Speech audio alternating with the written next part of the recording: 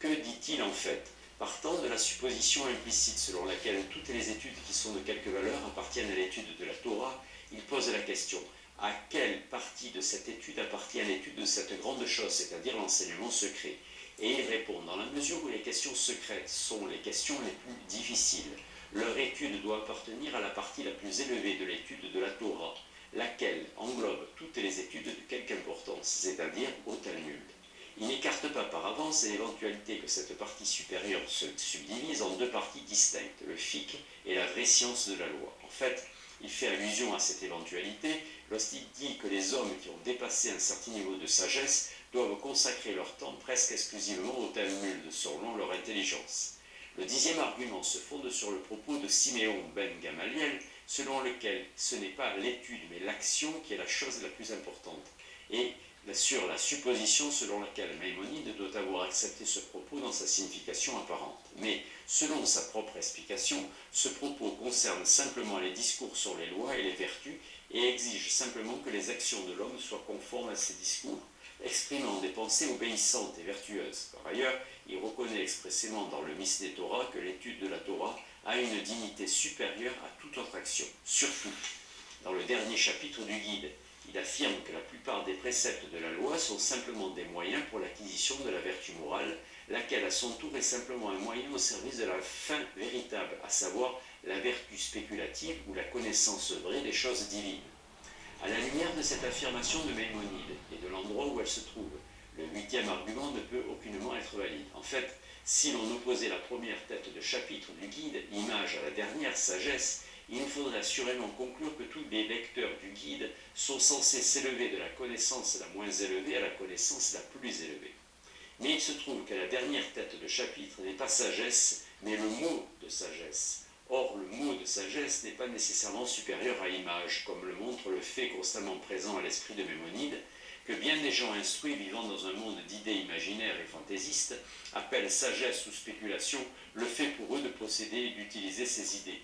D'un autre côté, la sagesse convenablement entendue désigne quelque chose d'absolument supérieur à image.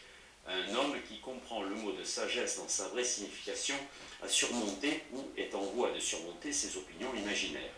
L'équivoque dernière de tête de chapitre opposée à la non-équivoque première tête de chapitre indique l'ambiguïté inhérente à la lecture du guide.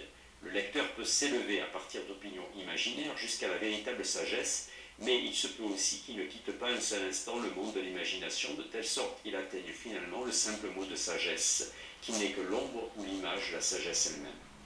Mais appliquons à de tels lecteurs le mot de Maïmonide selon lequel il n'y a aucune raison d'en faire mention ici dans ce traité. Pensons seulement au lecteur à qui le guide est adressé, et qui, après avoir subi l'entraînement fourni par le guide, aura certainement remplacé des opinions imaginaires par des opinions conformes à l'intellect. Pour un tel lecteur, l'étude du guide est une élévation de la connaissance la moins élevée à la connaissance la plus élevée. Cela revient seulement à dire que, en comprenant le dernier chapitre, ou le dernier groupe de chapitres, il sera parvenu à une connaissance plus parfaite que celle qu'il avait acquise avant de lire ces chapitres. Mais manifestement, cela n'indique pas en toute nécessité que les sujets traités dans le dernier groupe de chapitres ont une dignité supérieure.